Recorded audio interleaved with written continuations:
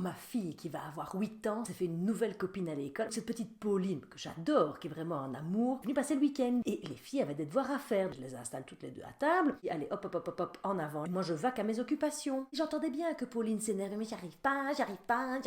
Donc je vais voir ce qui se passe. Pour revoir les tables de multiplication, la maîtresse leur avait donné des grandes feuilles à A4, des espèces de languettes à découper pour que les enfants puissent se faire une espèce d'auto-quiz. Oui, je ne sais pas quel enfant rêve de se transformer en Julien Lepers pour lui-même afin de jouer à question pour un champion. Pas très bien compris. Et moi, je me rappelle que ma mère passait son temps à me lancer 6 x 9, 7 x 4, 8 x 8 à n'importe quel moment de la journée, et c'était beaucoup plus efficace. Bon, là, je regarde ce que Pauline est en train de faire, et je vois bien qu'avec ses ciseaux, elle essaye de découper, mais c'est... je ne sais même pas comment vous décrire. Déjà moi-même, je dois quand même bien reconnaître, je n'ai pas eu mon diplôme de découpage, mais je voyais bien qu'elle, elle s'appliquait, mais elle était... nous faisait des découpages, elle virait de bord carrément. Je me dis, mince, la pauvre, elle est un peu en souci en termes de coordination. En fait, elle est dyspraxique. Je disais, mais allez, ça ne va pas droit. Oh, mais je disais, c'est pas grave, chouchou. Essaye de suivre une ligne imaginaire. Oui, mais je me rendais bien compte, c'était complètement ridicule. C'est comme si je demandais à Gilbert Montagnier d'enlever ses lunettes noires et de regarder le paysage. Bon, prenait tellement de temps. Moi, j'ai dit, écoutez les filles, c'est bon. Donnez-moi vos feuilles. Hop, en avant, c'est parti, j'ai découpé. Oui.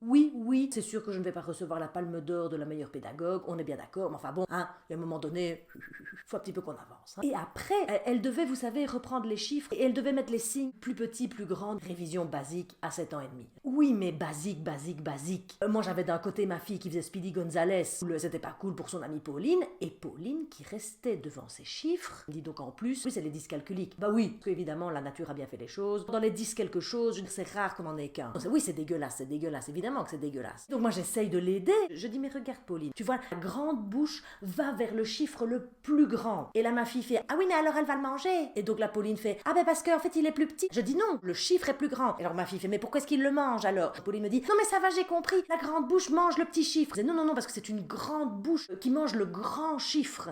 Et elle mangeait le bout de son crayon. Je me suis dit, mais à un moment donné, elle va être comme un écureuil, elle va me bouffer tout le crayon jusqu'à la mine. Je la comprends, pour une tâche simple, ça lui prend 1 heure. C'est comme si moi, je devais tout à coup me mettre à repasser un chemisier, mais qu'il me fallait 1h15 par chemisier, vous imaginez? Non.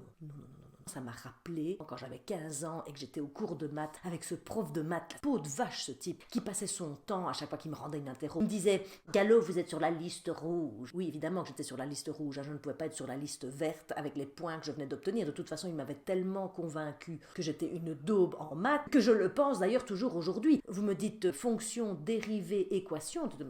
J'ai peur. À un moment donné, je n'en pouvais tellement plus entre Pauline qui tentait positivement de réussir son exercice avec ma fille qui disait, mais t'es sûre que c'est la grande bouche qui va? Moi je disais, écoute, oui, je suis sûre. J'ai même été revérifiée sur internet. Parce que oui, d'accord, j'ai été prof de français, mais enfin je n'ai pas été instite non plus, je n'ai peut-être pas la bonne méthode pédagogique, enfin je n'en sais rien. Ma fille qui disait, mais regarde là, c'est comme ça. Je dis, ne lui donne pas les réponses, chérie. Mais pourquoi c'est pour l'aider? Mais je dis, oui, c'est pour l'aider, mais il faut qu'elle essaye de comprendre toute seule. La Pauline qui disait, bah de toute façon, je comprendrai pas. Pourquoi est-ce que la bouche mange un chiffre qui est plus grand alors qu'en fait il devrait manger un chiffre plus petit? Bah oui, elle a de la suite dans les idées, cet enfant. Et je me disais, mais voilà, à 7 ans et demi, elle est déjà avec une image d'elle-même au niveau scolaire qui est épouvantable, et elle va croire toute sa vie qu'elle n'a pas toutes ses frites dans le même sachet, alors qu'en fait, elle a toutes les frites dans le même sachet. C'est juste que les frites ne sont pas nécessairement disposées de la même manière que chez les autres, ou qu'elle ne trempe pas nécessairement toutes dans la mayonnaise en même temps, voyez-vous. Et elle était là-bas de toute façon. Arnaud me l'a dit à l'école, hein, je suis bête. Je dis, non, tu n'es pas bête. Je dis, tu sais ce qu'on va faire après les devoirs? On va aller regarder la liste de toutes les stars et les gens qui ont eu des carrières incroyables,